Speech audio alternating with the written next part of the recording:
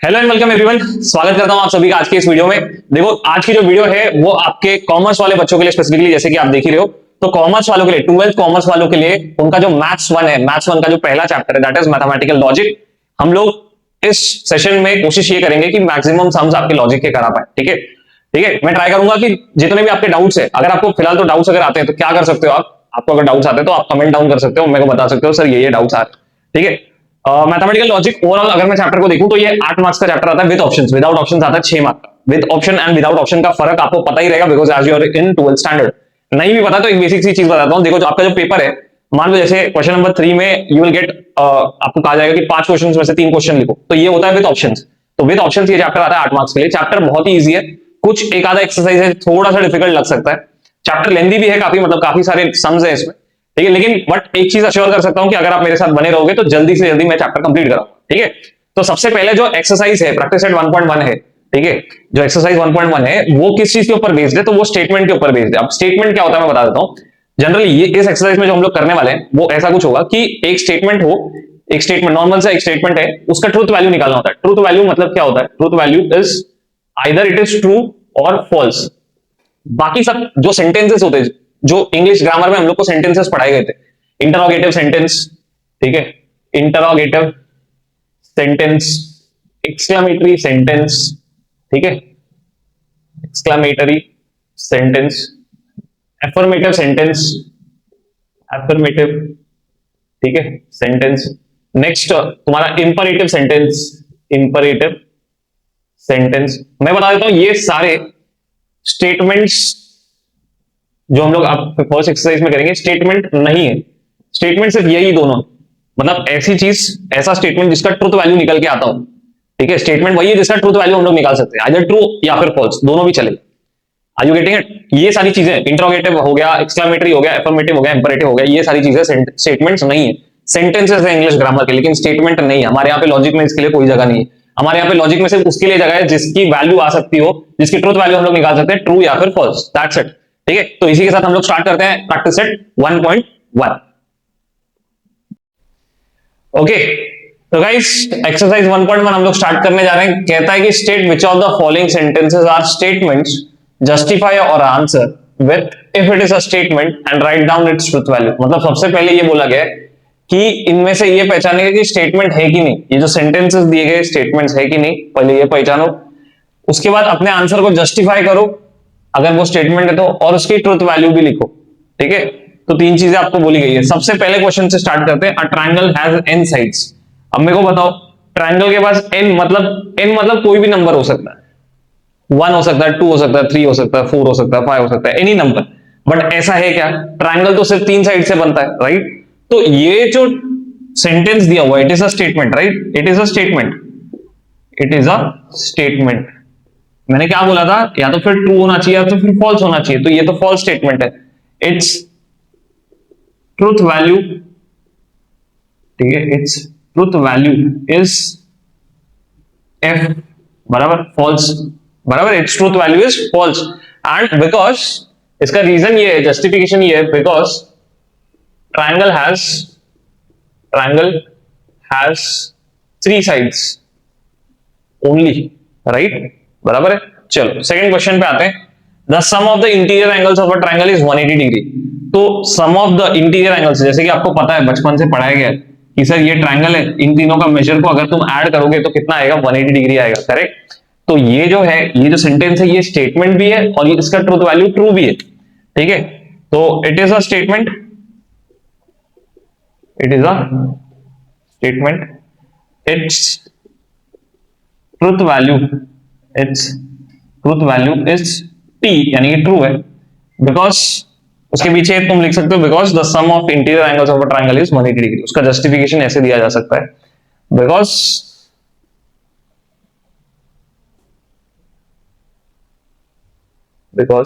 Some of interior angles of a triangle is 180 degree. होता है, सही है, truth statement, correct. Third question पे, यू आर अमेजिंग। जब मैंने स्टार्ट किया था इंट्रोडक्शन, आपने अगर देखा होगा तो अच्छे से, इंट्रोडक्शन में मैंने कहा था कि कुछ सेंटेंसेस होते हैं जो स्टेटमेंट नहीं हो सकते, ग्रामर के सेंटेंसेस। ठीक है, assertive sentence, affirmative sentence, imperative sentence, negative, exclamatory, interrogative. ठीक है, तो it is an exclamatory sentence. ठीक है, इट इज एन एक्सक्लेमेटरी।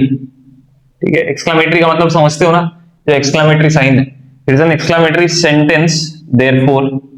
ठीक है, therefore it is not a statement, therefore it is not a statement, statement नहीं है।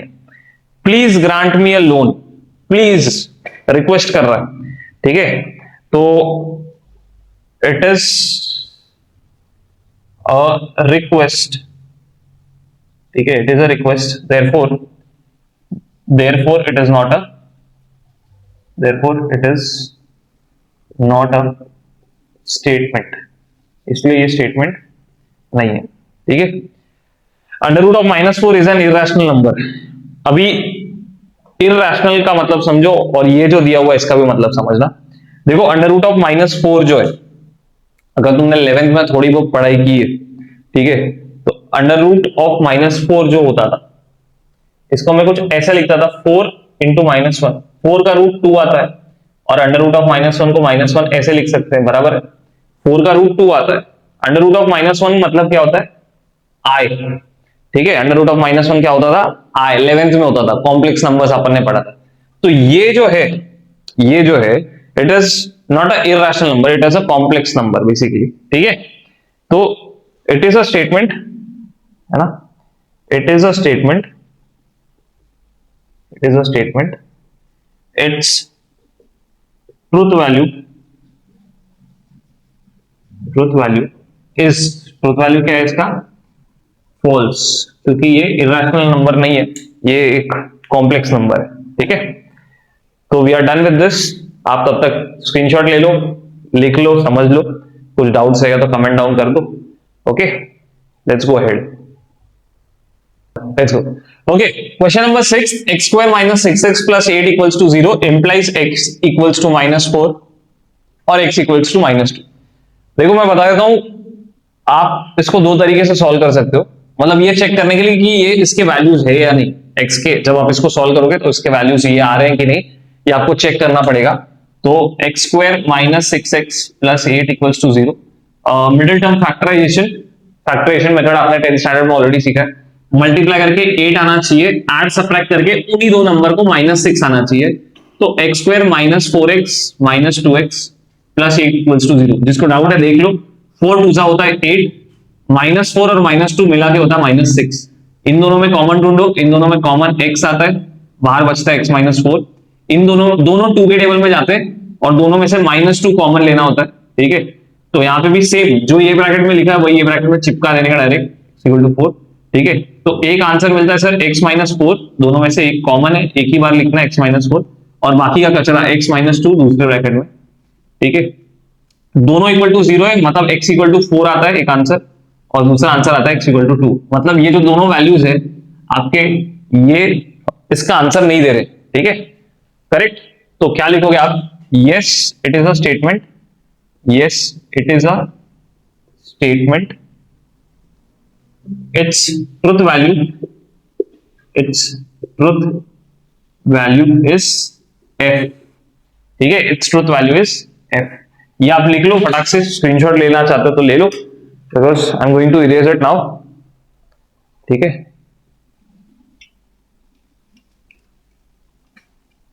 Correct. तो its truth value is f, f मतलब फॉल्स, ट्रुथ वैल्यू क्या है इसकी, false.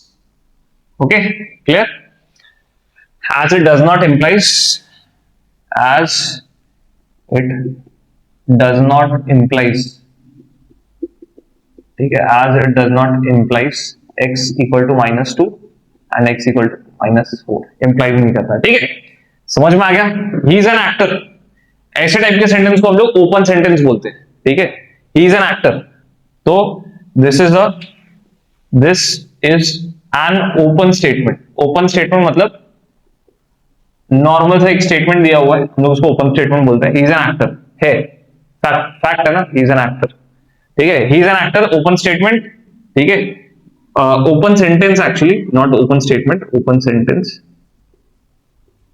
Therefore it is not a statement, right? Therefore it is not a statement, correct है? Okay next आगे बढ़ते हैं. Did you eat lunch yet? क्या तुमने अपना लंच कर लिया? तो ये क्या है? इंटरोगेटिव सेंटेंस है. तो दिस इज एन इंटरोगेटिव, ठीक है, interrogative sentence. It is not a statement. It is not a statement, ठीक है. Have a cup of cappuccino, ठीक है, have a cup of cappuccino. ये क्या है? ऑर्डर दे रहे, हैव इट, ठीक है. तो this is an imperative sentence. Imperative मतलब जहां पे हम लोग ऑर्डर देते हैं. तो this is an imperative sentence, ठीक है. This is an imperative sentence. Therefore it is not a statement. ये स्टेटमेंट नहीं है. Okay, this is not a statement. x plus y the whole square equal to x square plus 2y से x plus y the whole square equal to x square plus 2y plus y square, जहां पे बोलता है all values of x, y belongs to R. तो देखो ये जो है ये एक फॉर्मूला है और फॉर्मूला का जो वैल्यू है वो भी सही है. तो therefore it is a statement. ये एक स्टेटमेंट है. इट इज अ स्टेटमेंट और इसकी truth value, it's truth value is t. Correct है कि नहीं? स्टेटमेंट है बिकॉज उसकी ट्रुथ वैल्यू क्या है? ट्रू है. बिकॉज ये ट्रू है ना. x plus y the whole square equal to x square plus 2y plus y square होता है, ठीक है. देयरफॉर उसकी ट्रूथ वैल्यू ट्रू है तो वो एक स्टेटमेंट है. करेक्ट, समझ में आ गया? बढ़ते हम लोग आगे. स्क्रीनशॉट ले सकते हो. 1 स्टार्ट. अरे मेरे को बोलेगा, ठीक है. 11th question. Every real number is a complex number, ठीक है. Every real number is a complex number. तो यस, ठीक है, yes it is a statement. It is a statement, ठीक है. Yes it is a statement और इसकी truth value क्या है? ट्रू है. मैं बताता हूं कैसे. It's truth value is true. Reason भी देता हूं. देखो कोई भी रियल नंबर मान लो मैंने 5 लिख दिया, ठीक है. ये कॉम्प्लेक्स नंबर कैसे है मैं बताता हूं. कॉम्प्लेक्स नंबर होने के लिए तुमको आई भी चाहिए. तो 5 + 0 आई, मतलब ये हो गया रियल पार्ट और ये हो गया इमेजिनरी पार्ट. तो किसी भी रियल नंबर को तुम इस फॉर्म में लिख सकते हो, ठीक है, कॉम्प्लेक्स फॉर्म में लिख सकते हो. That is why it is being said every real number is a complex number. Yes every real number is a complex number, ठीक है.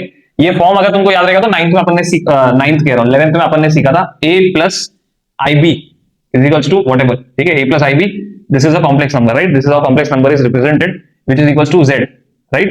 ऐसे होता है. तो कोई भी रियल नंबर याद रख लो, ये एक फैक्ट है. सारे रियल नंबर्स क्या होते हैं? कॉम्प्लेक्स नंबर्स होते हैं. 1 इज अ प्राइम नंबर नहीं, अपने को पता है 1 is neither a prime number nor a composite number. बचपन से लेकर अब तक पढ़ाया गया है. 1 प्राइम भी नहीं है, कंपोजिट भी नहीं है. तो ये स्टेटमेंट तो है. Yes it is a statement, ठीक है. लेकिन इसकी ट्रुथ वैल्यू क्या आएगी? It's truth value is false. Truth value is false. इसके पीछे रीजन तुम दे सकते हो. 1 is neither a prime number nor a composite number. With the sunset the day ends. Sunset जब होता है तो दिन खत्म होता है. हाँ, ठीक है. Yes it is a statement, ठीक है. Yes it is a statement और इसकी ट्रुथ वैल्यू क्या है? It's truth value is true. Truth value is true. Next. 1 factorial का आंसर 0 आता है क्या? नहीं. 1 फैक्टोरियल का आंसर 1 आता है. तो स्टेटमेंट तो है लेकिन इसकी ट्रुथ वैल्यू क्या है? False. Yes it is a statement, ठीक है. Yes it is a statement. It's truth value is false. Okay next. 3 + 5 करोगे तो 8 आता है. 8 11 से बड़ा है क्या? नहीं है. तो बिकॉज ऑफ 3 + 5 8 आएगा. 8 11 से बड़ा नहीं है. तो स्टेटमेंट तो है लेकिन इसका ट्रुथ वैल्यू क्या है? फॉल्स. तो yes it is a statement, ठीक है. There full stop. It is a it's truth value, ठीक है. It's truth value is false. Okay, truth value is false. Clear? बढ़ते आगे. ओके, तो 16th क्वेश्चन कहता है the number of pi is an irrational number. 16th question, 16th sub question practice set 1.1 का. तो the number pi is an irrational number. तो yes it is a statement. Yes it is a statement. It's truth value, it's truth value क्या है इसकी? True है. बराबर. It's truth value is true. बराबर, क्योंकि ये फैक्चुअल क्वेश्चन है, इसका जो वैल्यू आता है मतलब पाई की जो वैल्यू वो इरेशनल नंबर ही है, ठीक है, you can't change it. Next next next next 15th हो चुका है, 16th हो चुका है, 17th करने जा रहे हैं। X square minus y square equal to x plus y x minus y for all x comma y belongs to real numbers. तो क्या आएगा? Yes yes it is a statement, yes it is a statement. और क्योंकि ये right है, fact है, ठीक है, it's truth value, truth value is true. इसकी ट्रुथ वैल्यू क्या आती है? ट्रू आती है। चलो आगे बढ़ते हैं 18th पे। 18th पे the number 2 is the only even prime number, again fact है, तो yes it is a statement, ठीक है, yes it is a statement, it's truth value, it's truth value is true, correct. चलो next 19th question पे आ जाते हैं। 19th question क्या बोलता है सर? 19th क्वेश्चन बोलता है two coplanar lines are either parallel और इंटरसेक्टिंग। मतलब अगर मैं इसके ऊपर दो लाइन बनाऊं तो ये दोनों लाइन या फिर पैरेलल हो सकती है या फिर इंटरसेक्ट हो सकती है, राइट। इसके अलावा और कुछ नहीं हो सकता। तो बिकॉज इसके अलावा और कुछ नहीं हो सकता, तो ये एक स्टेटमेंट भी और ऊपर से ट्रू स्टेटमेंट है। तो yes it is a statement. Two coplanar, coplanar मतलब एक प्लेन में आने वाली, ठीक है। तो yes it is a statement, ठीक है, it's truth value, truth value is true. Okay चलो 20th question, 20th question, it may rain today, sorry, the number of the arrangements of 7 girls in a row for a photograph is 7 factorial। अगर आपको याद होगा permutations and combinations, अगर 7 लड़कियां हैं, 7 लड़कियों को एक रूम में बिठाने के लिए कितने तरीके हैं? तो सर 7 फैक्टोरियल तरीके। कितने फैक्टोरियल? 7 फैक्टोरियल तरीके। तो yes again yes it is a statement, yes it is a statement. और इसकी ट्रुथ वैल्यू क्या आती है? It's truth value is true, correct. तो इसी तरीके से 20th क्वेश्चन यहाँ पे खत्म होता है। लास्ट के 5 क्वेश्चंस मैं आपको होमवर्क दे रहा हूँ, ट्राई करना, नहीं आएगा तो you can comment it down below.